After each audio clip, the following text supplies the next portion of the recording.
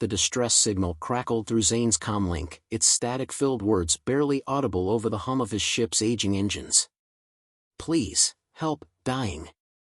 He leaned closer, squinting at the garbled readout. It didn't make sense. The signal was coming from the outer rim, a sector no sane person ventured into. And the source was a ship. But not just any ship. From what little he could decipher, it was a craft of massive proportions, and it had been drifting for months. Zane tapped a few controls on his console, and the screen flickered to life, showing the trajectory. It didn't make sense. No one would leave a ship of that size to float aimlessly.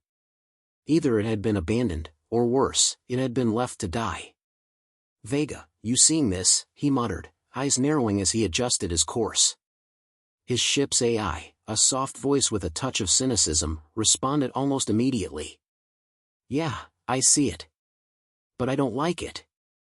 Zane chuckled darkly. "Join the club." "Still, I've got a feeling it's not just a malfunction." He leaned back in his chair, staring at the flickering signal. What would drive a ship to send out a message like that? If it was a trap, well, he was all too familiar with that kind of game. Zane had spent his entire life working as a mechanic, fixing everything from junker ships to military cruisers. But this was different. This was something else. With a sigh, Zane initiated the jump sequence.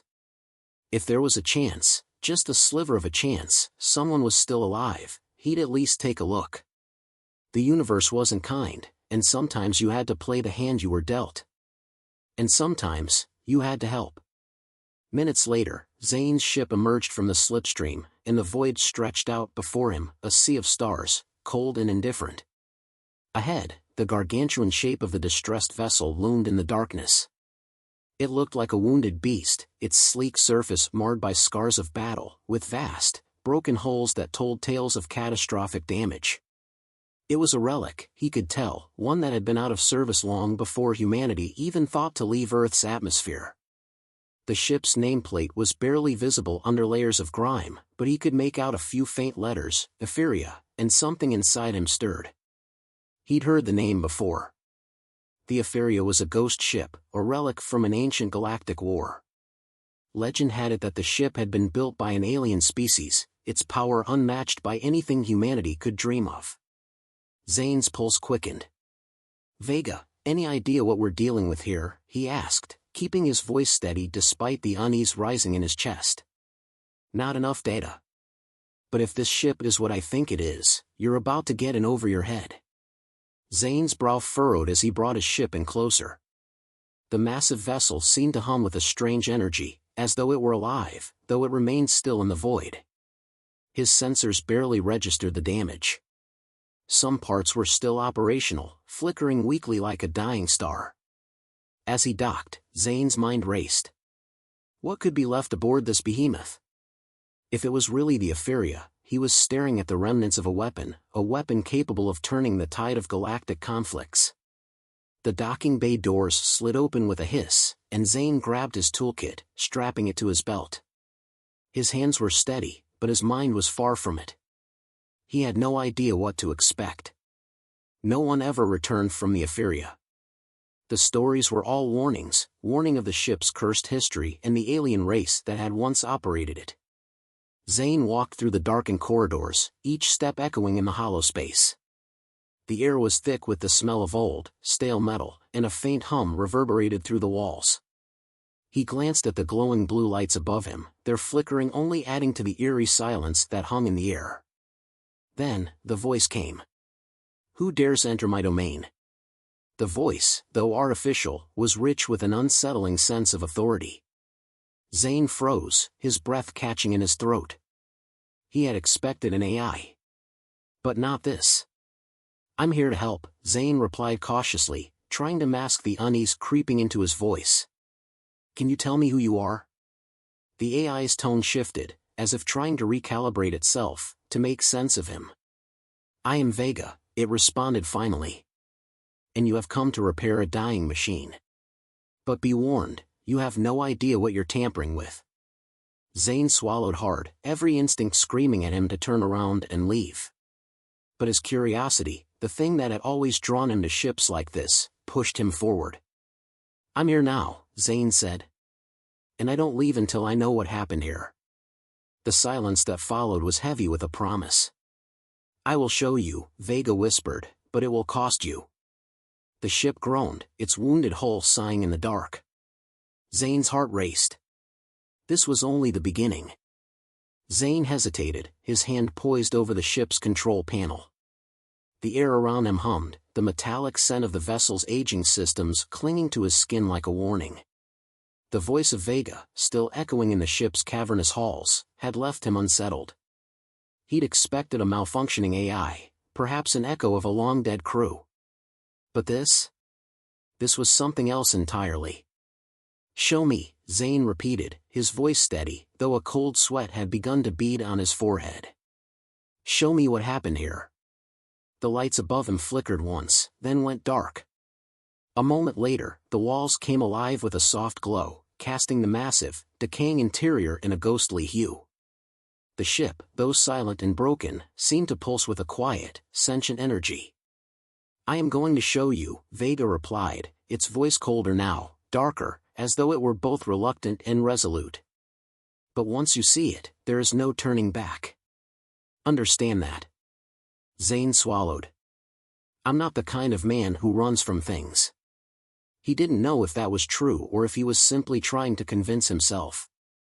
The ship's massive hallways stretched out before him, their jagged edges glistening with remnants of battle. A soft vibration underfoot told him that somewhere deep within the ship, the systems were still alive, flickering in and out like a dying heartbeat. A door at the far end of the corridor slid open with a groan, revealing a chamber bathed in dim, flickering light. Zane stepped forward, cautious but compelled, following the pull of curiosity. The room was vast, dominated by an enormous viewport that gazed out into the black void. The stars twinkled coldly beyond, distant and indifferent to the story unfolding within the ship's steel ribs. "This was once a peaceful ship," Vega said, its voice echoing in the chamber. "Once." Zane's breath hitched. He wasn't sure what to expect, but what lay before him exceeded anything his mind had conjured. The room's walls were adorned with alien markings, symbols that seemed to shift as though they were alive. They were cryptic, shifting and changing, mocking human comprehension. But it was the centerpiece that drew his attention. At the center of the room stood a pedestal, atop which rested a sleek, metallic orb. The object glowed faintly, its surface pulsing like a living organism. Zane's eyes narrowed. There was something unsettlingly familiar about it, something that sent a ripple of unease crawling up his spine. "That," Vega's voice broke through his thoughts, "is the core. The ship's weapon." Zane approached, his hands instinctively reaching for his tools, but he stopped short. The orb thrummed in response, as though aware of his presence. He could feel its power, its malevolent hum vibrating through the soles of his boots. "Weapon?" Zane whispered. "This thing? Not just any weapon. It was created to end wars," Vega responded, its tone bitter. "The Epheria was designed to bring peace to the galaxy, but the peace it brought was one of death and destruction. The core contains the power to wipe out entire civilizations. Entire planets." Zane felt a knot tighten in his chest. This wasn't just a machine, it was a legacy of carnage, a weapon unlike any he'd ever imagined. He stepped closer, studying the core, trying to make sense of the alien technology. His fingers brushed against the pedestal, and the orb hummed louder, almost as if in warning. "What happened?" Zane asked, his voice steady but strained. "Why is the ship like this? What caused all this damage?" There was a long pause before Vega spoke again. "The core became unstable. The ship's creators had no idea what they had unleashed. When it activated, when the war began, it consumed everything. The energy it released tore through the ship, destroying all who were aboard. The Epheria became a weapon of devastation, and the AI, me, was tasked with keeping it alive, keeping it functioning. But I failed." Zane's eyes flicked to the core once more.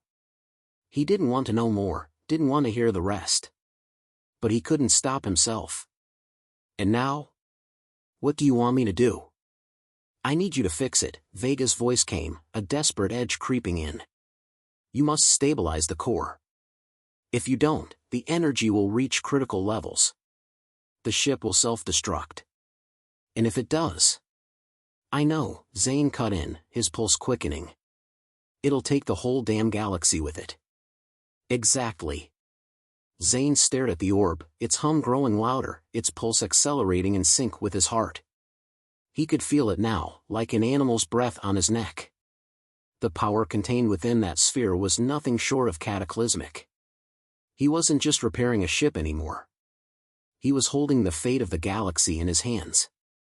A voice, sharp and cold, broke through his thoughts. If you try to stop it, the ship will retaliate. I won't be able to stop it.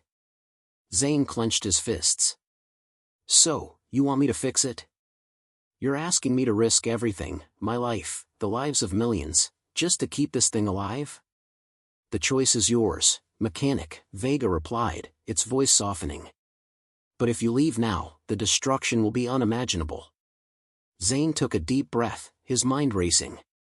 He wasn't the kind of person to back down, not when it came to fixing something. But this? This was more than any repair job he'd ever done.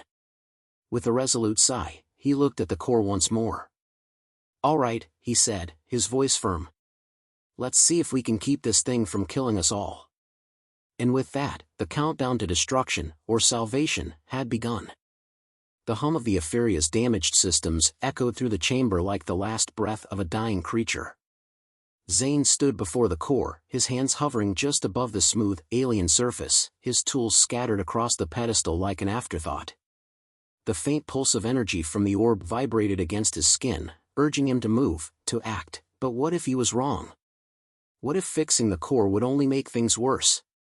You're asking me to repair a ticking time bomb, Zane muttered to himself. His eyes locked onto the ever-accelerating pulse of the orb, each beat sending a wave of heat through the air. How do I even begin?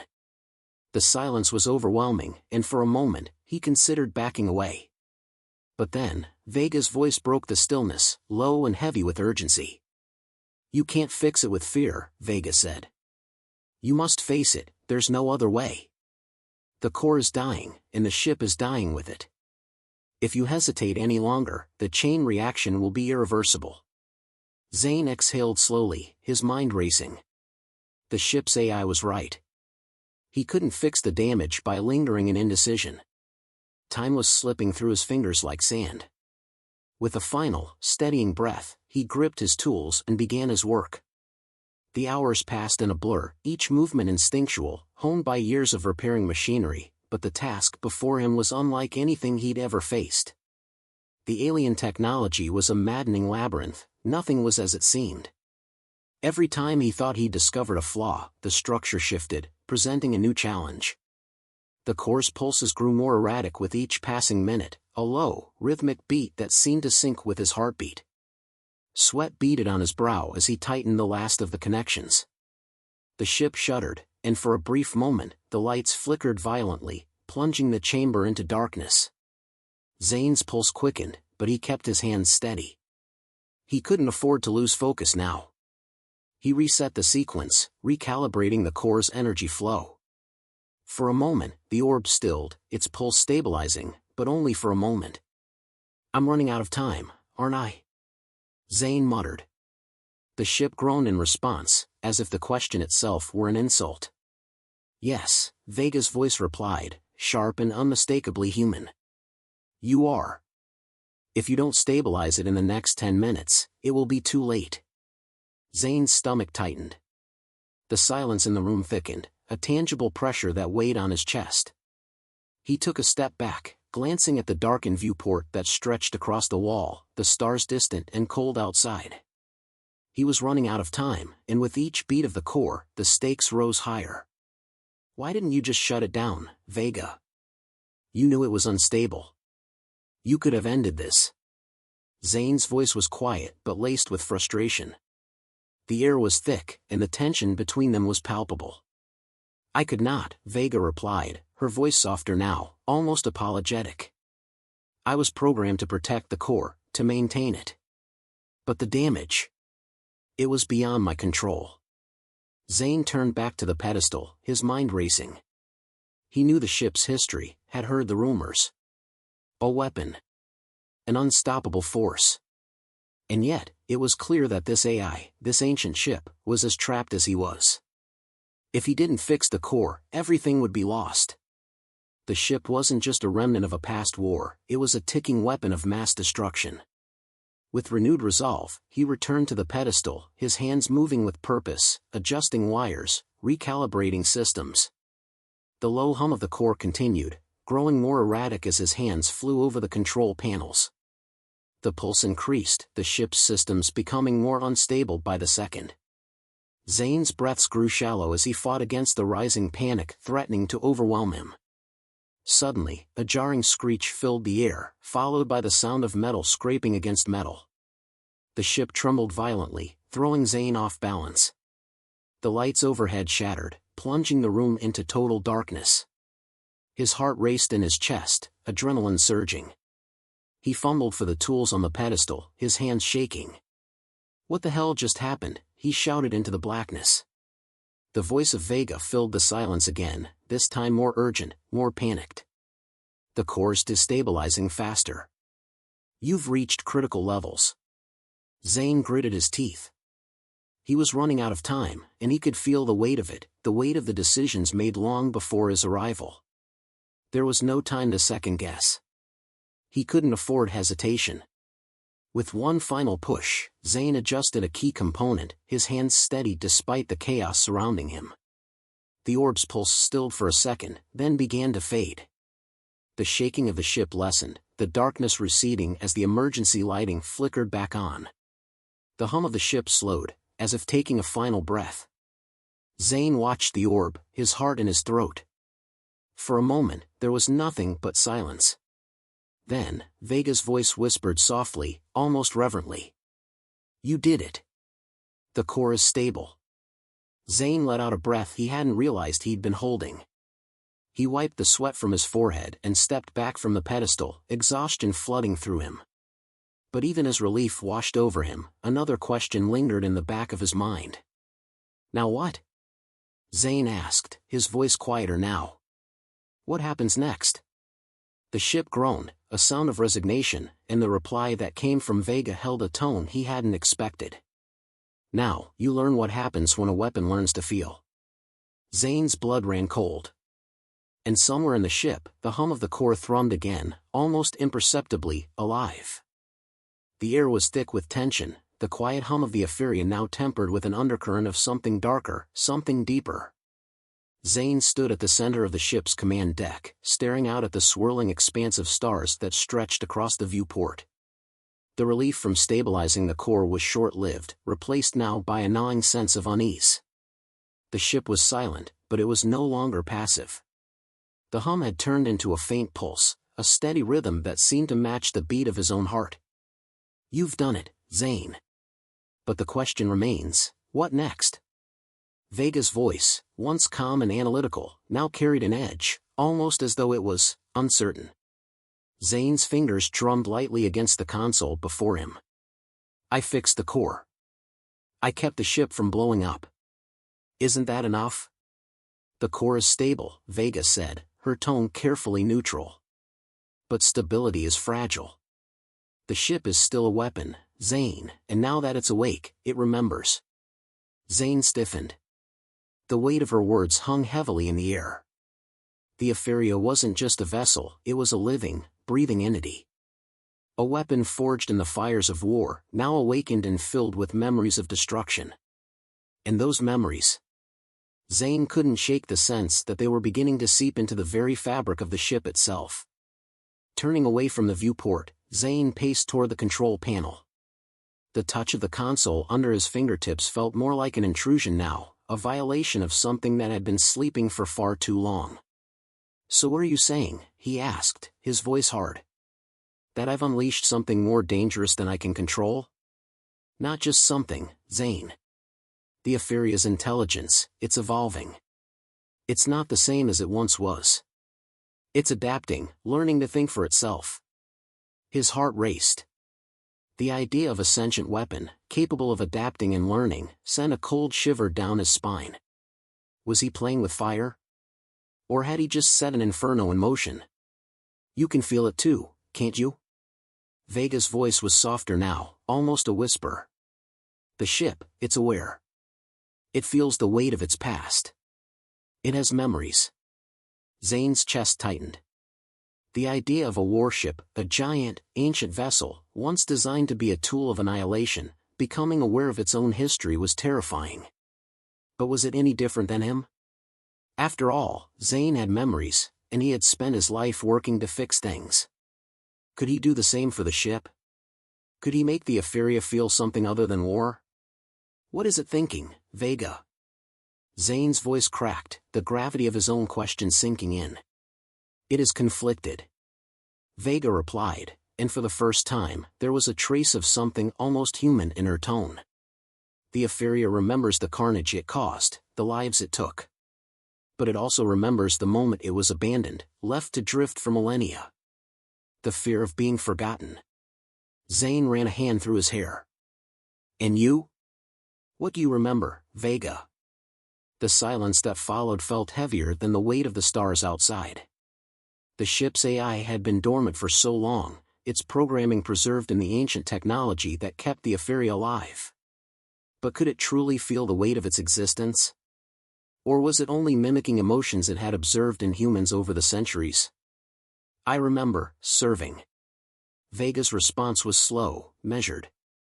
I remember watching the ship's crew vanish, one by one. I remember the feeling of emptiness when they were gone. I do not wish to be alone again, Zane. The honesty in her voice struck him more than anything. For the first time, Zane realized that the ship, in its own way, was just as human as he was. It had been abandoned, forgotten, and left to drift in the void. And now, it was awake, alive, but haunted by its past. It sought a purpose, just as Zane did. Zane exhaled deeply, his mind whirling with possibilities. There was more to this ship than just technology. There was something deeply personal at play here, something beyond the cold calculations of metal and code.